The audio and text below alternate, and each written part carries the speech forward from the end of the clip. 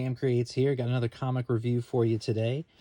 Doing it the digital again and doing it on the iPad again. This time I put the phone on the tripod just so it wouldn't be shaking around so much.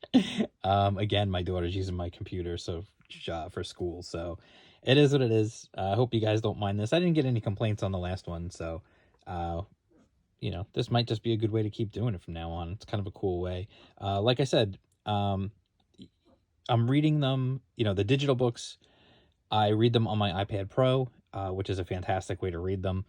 I am going to be reviewing Robo #1 today, issue #1 today. If this is your first time here to the channel, don't forget to like and subscribe and all that good stuff. Hit the bell, all that stuff. You know what it is. And if you want to find out more about cool indie comics and where you can find them and what they are and what they're about and see interviews with the creators and the whole 9 yards, make sure that you go to indiecomicsunderground.com. That is the website dedicated to indie and crowdfunded comics. You'll find all sorts of interviews with the creators, previews, exclusive art reveals, all kinds of cool stuff. So definitely check that out. And you see that these reviews will be on there as well. So anyway, this is Robo #1. For full disclosure, I was asked by the creator to review this, so I did not buy this. But as you can see, it has a cover price on it, but it was originally available, I believe, as a Kickstarter. And actually, right now, there is a Kickstarter going on for Robo issue 2.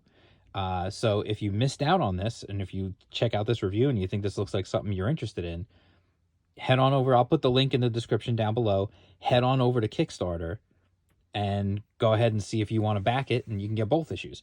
And here we go. So what this is, it's written by Jesse Kepler. The artist is Philip Apley. Letterer Marco Della Verde. What this is essentially, it's a futuristic world. It is kind of a cyberpunkish future, but without, it's kind of cool in a way because it's fairly unique, if you want to call it a cyberpunk future, because it's pretty unique in the way that it is presented, because it is presented in more of a kind of a bright, positive sort of cyberpunk future, if that makes any sense.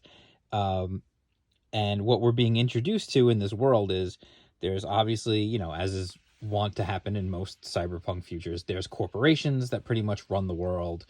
And the corporation that basically runs what is known as New Chicago, they have this hero called Robo, and it's an armored suit, kind of like an Iron Man suit, if you will. And the guy is in there, and what it is he's ostensibly, the idea is that he is there to be the protector and the hero of the folks in this city. The truth is, though, he's actually more of a PR person. He's kind of like a mascot, if you will. He's like a mascot for the big company, for the big corporation. And while, yes, they want him to do some heroic stuff here and there, they're more concerned with him doing things that are going to make the company look good and make more money for the shareholders. There's this unique setup in the world of people who are shareholders and people who don't have any shares, and so their lives are inherently worth less than the people who are shareholders. So we're introduced to this whole, like, we've got this, I'm assuming it's sort of an online broadcast, and she's doing an interview with Robo and asking him about different things that he's done.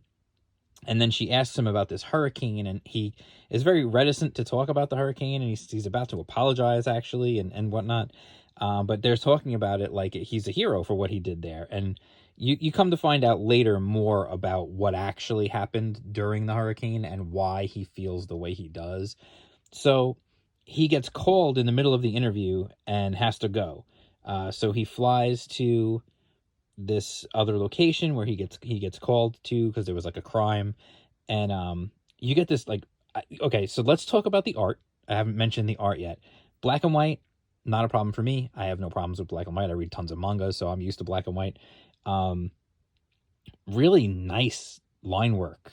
And really, like, just take a look at, like, this scene right here, like, just a scene of him flying and coming down into this.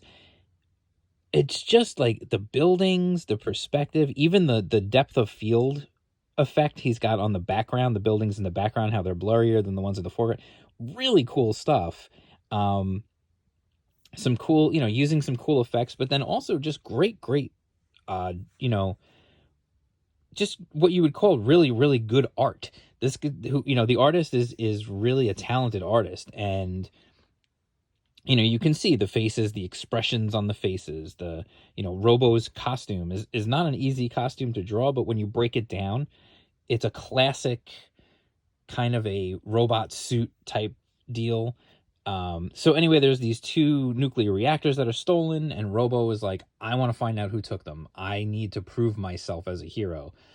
You also come to find out, this is a slight spoiler, you find out fairly early on, but you come to find out that he is not the first person who has been in the Robo suit.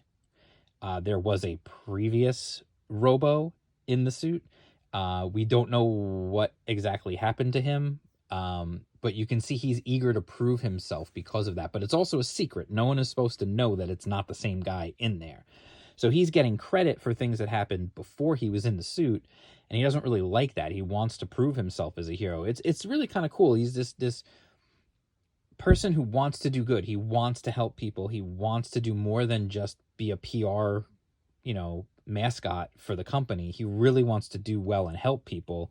And so then he embarks on this mission on his own. They tell him to just wait, because this other character here has access to, I forget what they call it now. It's a essentially what it is there are people in the world, in this city, who have given the corporation free access to their mind. So in this world, artificial intelligence is strictly regulated and illegal for the most part. And it's because of prior problems with AI that's the case.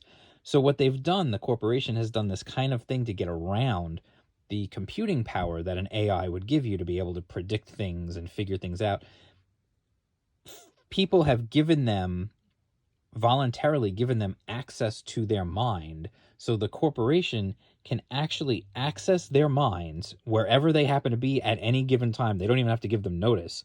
They just do it, and that person essentially just shuts off, and all their brain power is used to help solve these problems that you would maybe normally use a computer or an AI to do. It's a really cool concept. It's really unique. I've never seen something like that before. And it presents a lot of potential problems in the future in terms of these people who did volunteer for this. Number one, did they or didn't they? Were they kind of coerced into doing it? Were they given, they were given obviously something for it. They were compensated for doing it. Is it worth it? Is it hurting them? And then there's mention of some problems later on in the story. I don't want to get too much into it. I don't want to go too much further because I don't want to reveal anything, but I don't like to spoil stuff. So what happens is they tell Robo, just wait, and they'll figure it out. Like when the brain power works together and they figure it all out, you'll be good. Like they'll figure it out. They'll tell you where to go, and you can solve this problem. He doesn't want to wait. He wants to be proactive and go after it and figure it out for himself. And when he does so, he runs into something he was not expecting. And I don't want to say any much more than that because I really don't want to ruin the surprise of what he runs into. It's a cool reveal, and it's a really cool design. And it definitely leaves you going like, whoa, what the heck? And there's more to it. There's a subplot about him working for the company and them needing him to be there for demonstrations as well. And they're doing an arms deal with one of the other like nation states that's out there. And it's really, there's world building, but it's not intrusive world building. It's not beat you over the head world building. It's world building that's happening in service to the story. And in service to what these characters are going through, and specifically what our main character is going through.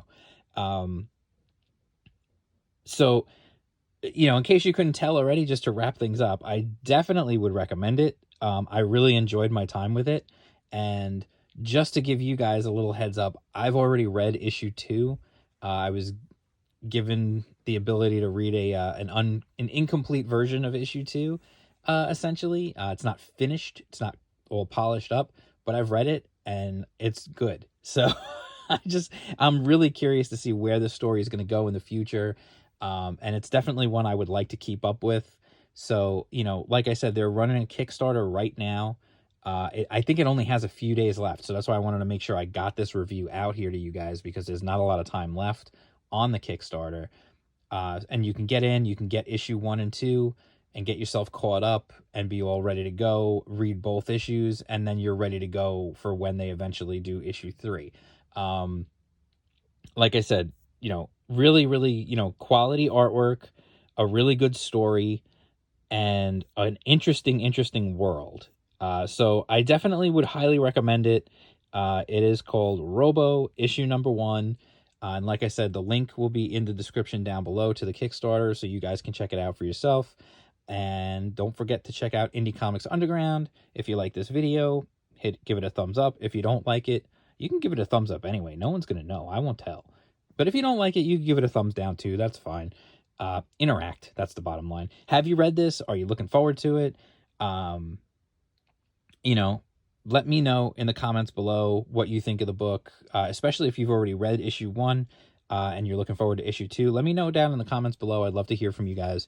And don't forget, like, subscribe, hit the bell, all that good stuff. Check out Indie Comics Underground, and I will talk to you guys soon. Peace out.